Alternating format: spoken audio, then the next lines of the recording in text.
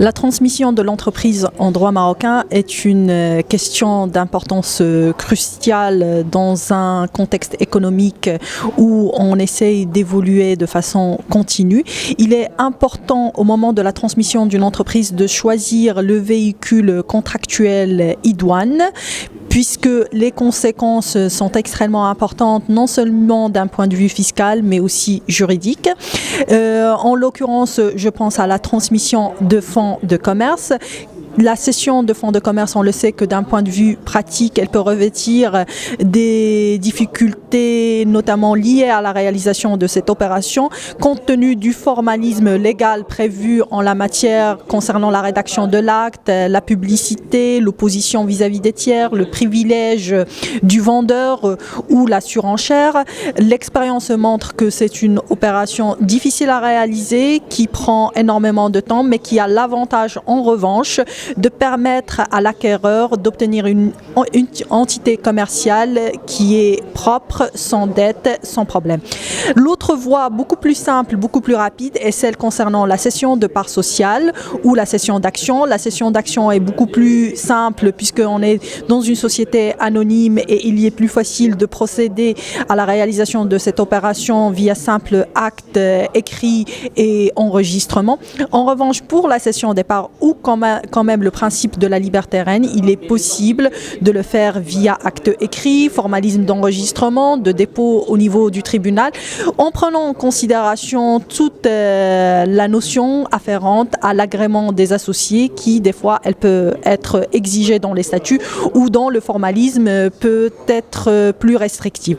Toutes ces notions-là, concernant la transmission de l'entreprise, n'excluent pas l'adoption d'autres mécanismes qui peuvent se montrer utiles, mais en tout cas, il faut faire une appréciation au cas par cas. Il faut réaliser la nécessité de se faire entourer par des professionnels qui effectueront des vérifications en amont, en aval, qu'il s'agisse d'audit, de due diligence, qui veilleront à la réalisation de l'opération au niveau des formalités, au respect des délais, au choix de la structure et surtout qui prévoiront toutes les conséquences inhérentes d'un point de vue légal, que ce soit en matière d'aménagement contractuel, et je pense notamment aux clauses de garantie d'actifs et de passifs qui permettent de réduire les risques ou les mauvaises surprises liées à ce genre d'opération.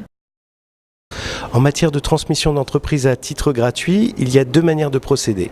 Soit du vivant de la personne faire des donations, et dans ces cas-là, vous pouvez donner votre bien à n'importe lequel des personnes que vous aurez désignées, c'est-à-dire faire un don de l'entreprise à la personne que vous aurez désignée, conformément au droit qui vous est applicable.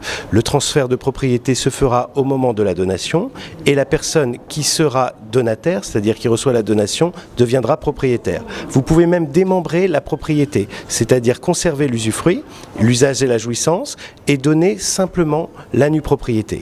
À votre décès, l'usufruit sera immédiatement transmis au nu propriétaire. Il faut toujours s'assurer, lorsque l'on fait une donation, de la pleine capacité du donateur et de la validité du contrat de donation. En matière de succession, c'est une transmission pour cause de mort, c'est-à-dire que lorsque la personne décède, son entreprise est transmise à ses héritiers. Il faut voir quel est le droit applicable à la personne qui décède. Si c'est un étranger, c'est sa loi nationale, sauf si cet étranger est converti à l'islam. Si c'est un Marocain, c'est le droit musulman s'il est musulman, le droit hébraïque s'il est hébraïque. Donc, dans ces cas-là, la transmission se fait conformément aux règles successorales et les personnes héritiers deviennent à leur tour propriétaires. Nous parlons de la propriété de l'entreprise, pas de la direction s'il y a un gérant de société. Le gérant de société, lui, doit être désigné par les associés conformément aux règles de majorité.